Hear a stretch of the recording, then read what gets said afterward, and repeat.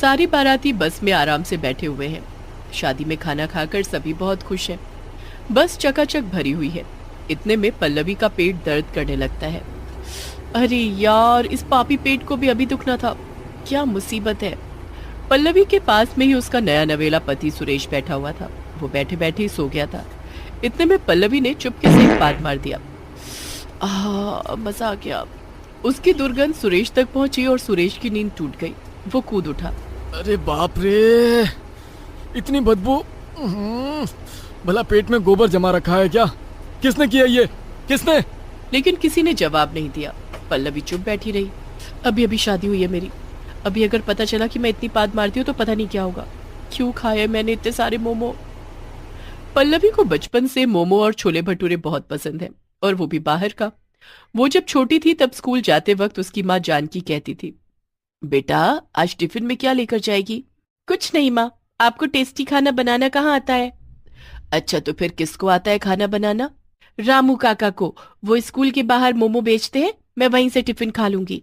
पल्लवी घर में खाना पसंद नहीं करती थी। उसको हमेशा बाहर ही खाना होता था। बेटी बाहर का खाना मत खा, तबीयत बिगड़ जाएगी। कुछ नहीं होगा माँ, आप चिंता मत कीजिए। बाहर खाते खाते पल्लवी का पेट बिगड़ने लगा। एक दिन वो अकेली अपने कमरे में बैठी हुई थी, तभी उसको पाद आ गया। उसने पाद दिया। "उम्हूं, अरे कितना गंदा स्मेल है। लगता है आज मैंने मोमो ज्यादा खा ली। लेकिन फिर भी पल्लवी का खाना नहीं रुका। वो कॉलेज जाने लगी। कॉलेज में पहले दिन वो क्लास बंक करके बाहर घूमने चली गई। जरा देखो तो यहाँ खाने की दुकानें कहाँ हैं और क्या क्या मिलता है यहाँ। पल्लवी ने मोमो और छोले भटूरे की दुकानें ढूंढ कर निकाली और हर रोज खाने लगी। वो एक एक दिन में 10-10 प्लेट मोमो चट कर जाती थी। ये देखकर एक दिन मोमो वाले ने उससे कहा, अरे दीदी, इतना भी मोमो खाना अच्छा नहीं होता। इसमें मैदा होता है। ज्यादा मैदा शरीर के लिए ठीक नहीं है। ये सुनकर पल्लवी ने कहा, तू ज्यादा ज्ञान मत दे, चल और एक प्लेट मोमो लगा। और सुन, चटनी थोड़ी सी तीखी करना कल से। मोमो खाने के बाद वो पास की दुकान में छोले भटूरे खाने चली गई। अरे दीदी, अभी अभी तो मोमो खाया आपने। छोले भटूरे में भी मैदा ही होता है। बाद में खाइएगा। अरे तुम लोगों ने तो हद ही पार कर दी है। छोले भटूरे दे रहे हो या मैं जाऊं दूसरी दुकान में? ये सुनकर छोले भटूरे वाले ने पल्लवी से और बहस नहीं की। पल्लवी के जाने के बाद उसने कहा, ये लड़की कितना खाती है। अरे बहुत जल्दी पेट खराब होगा इसका। और वही हुआ भी। पल्लवी बहुत ज्यादा पाद मारने लगी, चाहे घर में हो या कॉलेज में। एक दिन क्लास में बैठे बैठे पल्लवी ने ऐसा पाद मारा कि सबके होश उड़ गए। अरे किसने किया है ये? क्या खा के आई है बहन? कितनी बदबू है। आज क्लास खत्म। इतनी बदबू में क्लास नहीं हो सकती। पल्लवी मन ही मन हंसती रही। अरे वाह, मेरी पाद में तो बहुत ही ज्यादा शक्ति है। क्लास ही बंद कर दी मैंने तो। पल्लवी घर में भी पाद मारने लगी। उससे घर वाले परेशान हो गए। उसकी माँ जानकी ने कहा, पल्लवी बेटी, अभी से इतनी बदबू छोड़ेगी तो बाद में क्या होगा? तेरा पति तुझसे परेशान हो जाएगा। पल्लवी के पिता हरिहर ने कहा, कोई बदबू सुनकर इससे शादी नहीं करेगा। बेटी, तू ये सब खाना छोड़ दे और मेरे साथ डॉक्टर के पास चल। नहीं पापा, मुझे डॉक्टर की कोई जरूरत नहीं है और खाना तो मैं बंद नहीं करूंगी। मैं जैसी हूं वैसी ही ठीक हूं। हरिहर और जानकी परेशान हो गए। उन दोनों ने पल्लवी के लिए लड़का देखना शुरू कर दिया और कुछ ही दिनों में एक लड़का उन लोगों को पसंद आ गया। लड़के का नाम सुरेश था। सुरेश को भी पल्लवी बहुत पसंद आई और शादी तय हो गई। लेकिन पल्लवी ने मोमो और छोले भटूरे खाना नहीं रोका। शादी से एक दिन पहले जानकी ने पल्लवी से कहा, पल्लवी, शादी तक तू ये सब मत खा, नहीं तो शादी में बैठकर पाद मारती रहेगी। अरे अब चिंता मत करो माँ, कुछ नहीं होगा। शादी के बाद जो चाहे वो करना, लेकिन शादी तक रुक जा बेटी। पल्लवी ने कहा कि वो मोमो और छोले भटूरे शादी तक नहीं खाएगी, लेकिन उसे भी पता था कि वो अपने आप को रोक नहीं सकती। शादी का दिन आ गया। पल्लवी की सहेलियां सुबह सुबह चली आई। अरे सुनना ललिता, मैंने कल से मोमो नहीं खाया, छोले भटूरे भी नहीं खाया, मुझे ला देना। नहीं पल्लवी, तेरी माँ मुझे मारेगी फिर।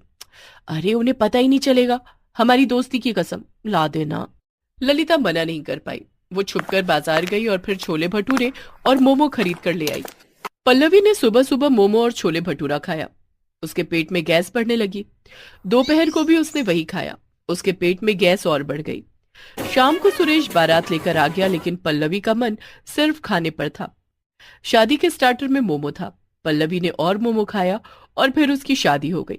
सारे बाराती बस में चढ़ गए और पल्लवी सुरेश की गाड़ी में बैठ गई। उसके हाथ में तब भी एक प्लेट मोमो था। अरे मोमो बहुत पसंद है क्या तुम्हें? हाँ, बहुत पसंद है। गाड़ी में बैठे बैठे पल्लवी सारे मोमो चट कर गई और फिर रास्ते में अचानक से गाड़ी खराब हो गई। अरे बाप रे, इस गाड़ी को भी अभी खराब होना था। चलो पल्लवी, हम दोनों बस में चढ़ जाते हैं। दोनों बस में चढ़ गए। वहां सारे बाराती बैठे हुए थे और बस चकाचक भरी हुई थी।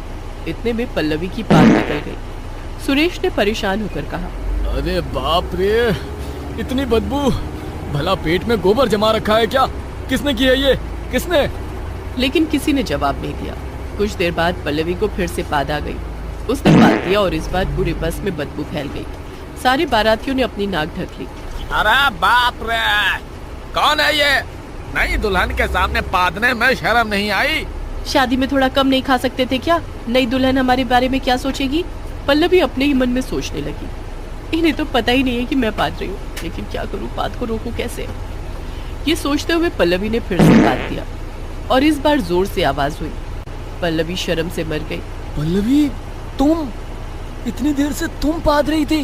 वो असल में, हाँ, बहुत ज्यादा मोमो खा लिए मैंने। इतनी बदबूदार पाद। तभी पल्लवी ने फिर से पाद दिया। पूरे बस के लोग पागल हो गए। सभी चिल्लाने लगे।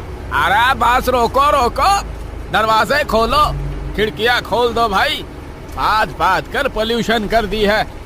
अरे बाप रे, बचपन से अभी तक जो भी खाया है सब निकल जाएगा भैया। बस रुक गई। सारे लोग नीचे उतर गए और किसी किसी ने तो सच में उल्टी कर दी। सुरेश ने पल्लवी से कहा, पल्लवी, ये क्या कर डाला तुमने? तुम इतनी पदौड़ी हो। माफ करना, मुझे कभी कभी पाद निकल जाती है। कभी कभी? हर 2 मिनट में पाद रही हो तुम। सुरेश का बोलना खत्म ही नहीं हुआ कि तभी पल्लवी ने फिर से पाद दिया। पल्लवी ड्राइवर के पास जाकर बैठ गई। बस में से बदबू निकल जाने के बाद सभी बस में फिर से चढ़ गए। बस चलने लगी, लेकिन पल्लवी को फिर से पाद आ गई। नहीं नहीं, और नहीं पादना है, और नहीं, और नहीं, और नहीं। पल्लवी ने किसी तरह पाद को रोक लिया, लेकिन उसके पेट में गैस जमने लगी। पल्लवी ने कई बार पाद रोका, लेकिन उसके बाद उसे इतनी जोर से पाद आई कि वो अपने आप को रोक नहीं पाई। उसने इतनी जोर से पादा कि पूरी बस कांप उठी और इतनी बदबू से सभी का सर चकराने लगा। ड्राइवर उसके पास में ही बैठा हुआ था। पाद की बदबू से ड्राइवर बेहोश हो गया और बस एक पेड़ से टकरा गई। माफ कर दीजिए, मुझसे गलती हो गई। अरे गलती तो मुझसे हुई है, जो मैंने तुमसे शादी कर ली। मुझे नहीं चाहिए ऐसी पदौड़ी बीवी। चलो, अभी मैं तुम्हें लौटा कर आता हूँ। सुरेश ने पल्लवी को घर छोड़ दिया और वहां से चला गया। पल्लवी को बहुत शर्म आई। उसने रोते हुए हरिहर से कहा, पापा आप सही थे, मुझे डॉक्टर से दिखाना चाहिए था। माँ, काश मैं आपकी बात सुन लेती। आज से मैं वो सब नहीं खाऊंगी। पल्लवी समझ गई। वो डॉक्टर के पास गई। डॉक्टर ने उसके पेट का अल्ट्रासाउंड करके प्रॉब्लम समझा और फिर ट्रीटमेंट करके उसका पेट ठीक कर दिया। पल्लवी ने मोमो और छोले भटूरे खाना छोड़ दिया और उसकी पाद मारने की आदत भी छूट गई। उसके बाद सुरेश ने भी उसे अपना लिया और सभी खुशी खुशी रहने लगे।